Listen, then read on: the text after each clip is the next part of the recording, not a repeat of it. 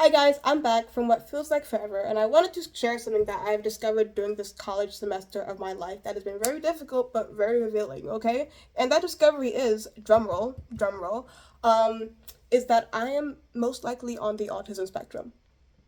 Yeah, alright? And you're like, what? I've never seen a black woman on the autism spectrum before. And that's because black women are commonly misdiagnosed and they're commonly diagnosed with anxiety. Like women are commonly misdiagnosed. Women with autism are usually not diagnosed with autism because the way that we discovered autism has been with men. So like in the same way that like cars aren't tested on men, a lot of these symptoms of autism don't really match up with women because we're conditioned differently, okay? And on top of that, black women are specifically almost never diagnosed with autism because of racism, our autism symptoms are usually misseen as behavioral issues or just simply anxiety, anxiety that would, yeah, okay. But, and growing up, I always knew I was different. And I always knew I was different in a way that I thought meant I was stupid, because everybody used to acknowledge my differences, but never in a way that was like, oh, you're special. It's more like, ooh, you're special. You gotta work a little harder because you're a little slow. So, like, I've always assumed that my differences simply means that I'm stupid and I have to work harder.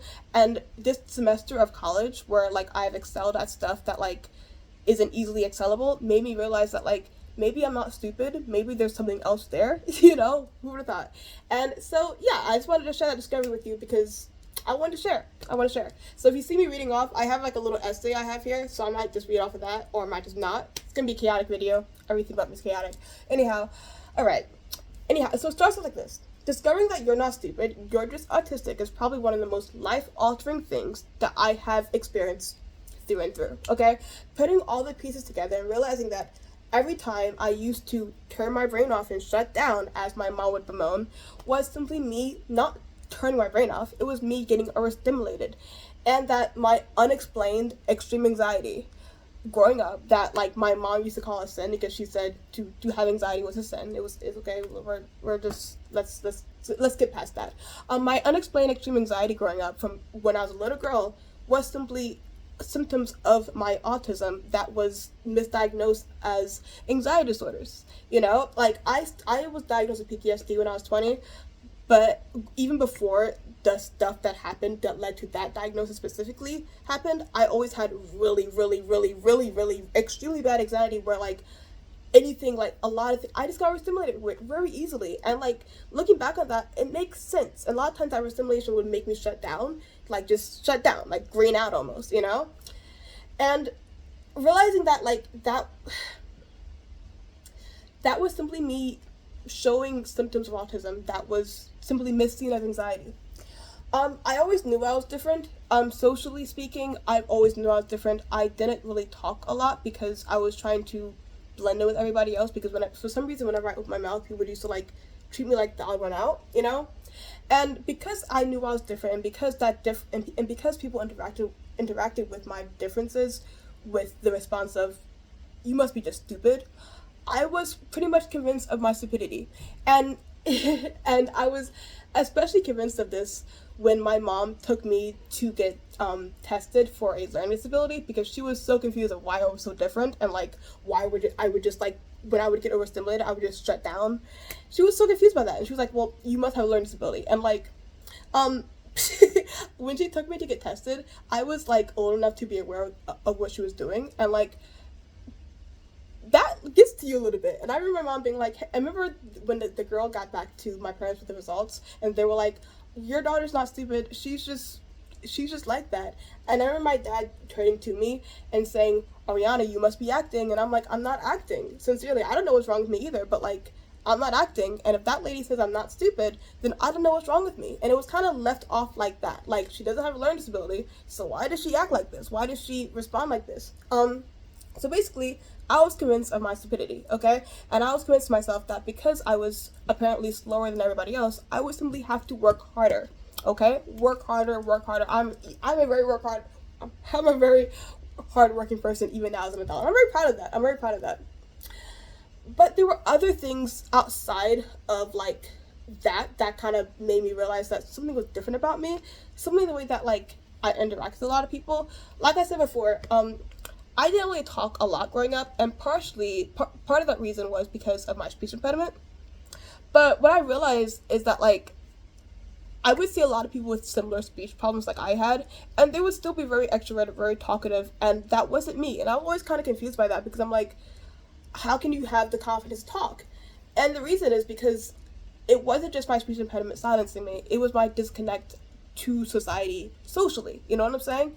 I remember I remember after I landed my first substantial role in my first school musical that many people came up to me, including my mom, and said shit like, "Oh, I didn't think that you could talk like that or open up like that." Like, I remember one guy that I didn't know from Adam walked up to me and was like, "Wow, your voice is so beautiful. I never heard it before." Like, and even my mom was like shocked that like I had a voice. It was the weirdest thing. And having that positive reinforcement of like society being like, "Oh wow, you are kind of normal. Wow," made me fall in love with theater, and theater became my instrument to the world to express myself because that was the only way that I could express myself without feeling like the odd one out.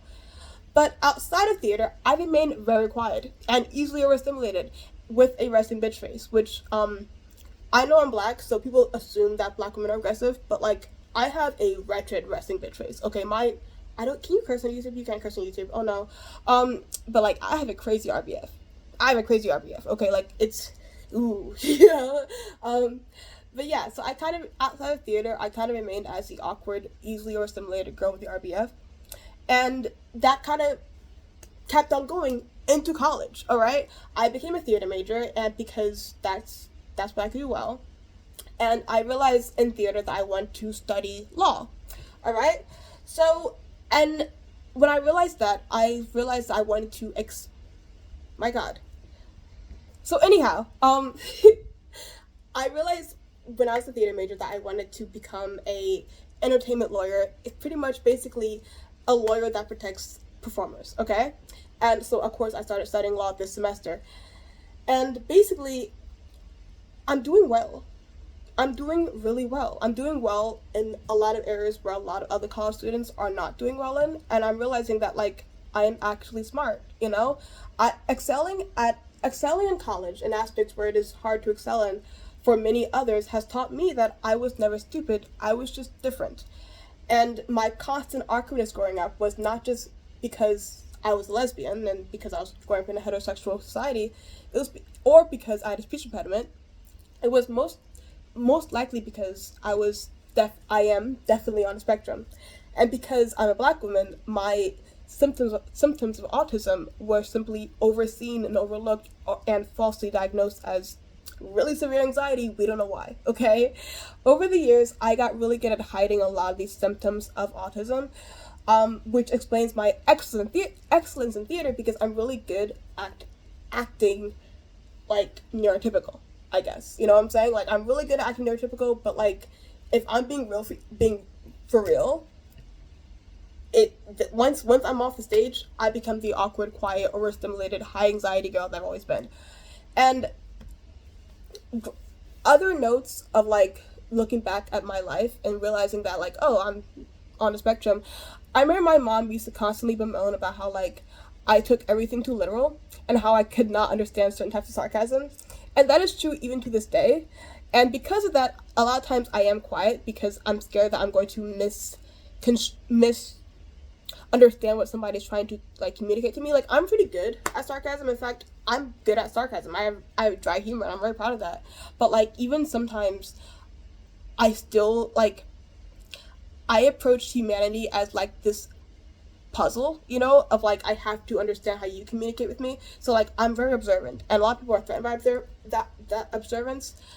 But I have to be observant because that's the only way I've learned how to communicate in like a normal way, you know. Because growing up, like I was awkward, and my mom would always remind me of that. She'd be like, "Girl, you know, I'm joking. You can't get a joke," and I couldn't get a joke because like that's part of what it means to be on the spectrum. It's the idea of like you're just on a different wavelength than the rest of society, and a lot of times that shows up as being seeming stupid, seeming slow, seeming awkward, you know. And all these symptoms made me realize right now, especially in the fact that like I'm excelling at something that's hard, that I'm not stupid. I'm smart. And that's crazy for me to say because I'm not used to calling myself smart. I'm used to calling myself a hard worker, but I am smart. I'm just on a spectrum. That literally explains everything. It explains everything about my entire life. I'm on the spectrum. And because black women are almost never diagnosed with autism, it went like literally under the table for such a long time. But like that different, just because it was misdiagnosed doesn't mean that it wasn't present. Like my mom taking me to get tested for a learning disability literally is proof that like whatever is was different about me or is different about me is very apparent to like the world, you know. And in some ways that's kind of makes me self-conscious, but in other ways it makes me, it almost affirms the fact that like I am on the spectrum. Like this is not going to change my life and like, you know, this is not going to like, I'm not going to act differently. I'm just aware of the fact that I am different, you know? And like once I, get my money up, I am going to get the official diagnosis just to like be able to like talk to people and like be able to like learn more about it, you know? But yeah, I just want to share that just in case other people are having a similar experience in the world, or like other black women want to know what it's like to have to be on the spectrum as a black woman, because there really is a lot of stuff for us. So yeah. Anyhow, I love you guys.